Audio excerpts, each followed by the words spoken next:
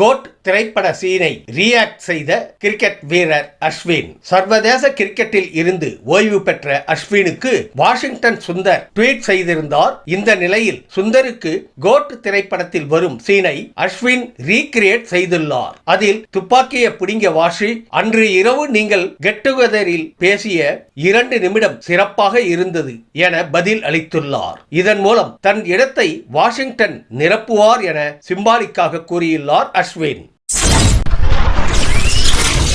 இனி காமெடியன் இல்லை, ஹீரோதான். சூரி புது முடிவு. விடுதலை பாகம் 1 திரைப்படத்தின் மூலம் கதாநாயகன் ஆனார் நடிகர் சூரி. இதையடுத்து வெளியான விடுதலை 2 படமும் விமர்சன ரீதியில் நல்ல வரவேற்பை பெற்றுள்ளது. அந்த படம் குறித்து பேசிய நடிகர் சூரி, இனி வரும் படங்களில் கதையின் நாயகனாகவே தமது பயணம் இருக்கும் என்று தெரிவித்தார். காமெடியனாக இருந்த சந்தானம் ஹீரோ ஆகிவிட்டார். அவர் வரிசையில் சூரியும் தற்போது இணைகிறார்.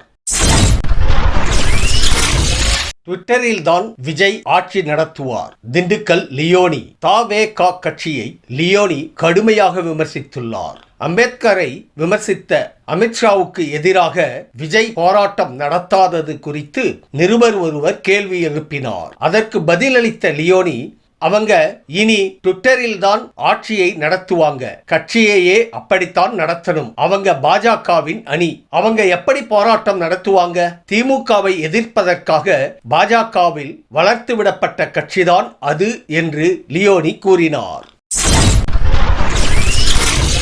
வெங்கட் பிரபுவுடன் அடுத்து இணையும் அஜித் குமார். சிவா இயக்கத்தில் 5வது முறையாக அஜித் நடிக்க இருப்பதாக ஏற்கனவே செய்திகள் வெளியாகி வந்தன.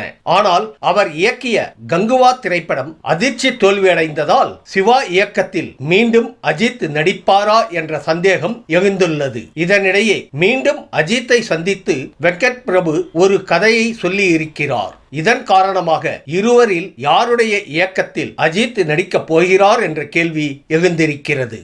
தளபதி சேனலுக்கு சப்ஸ்கிரைப் செய்து ஆதரவு அளிக்க கோரும் தளபதி.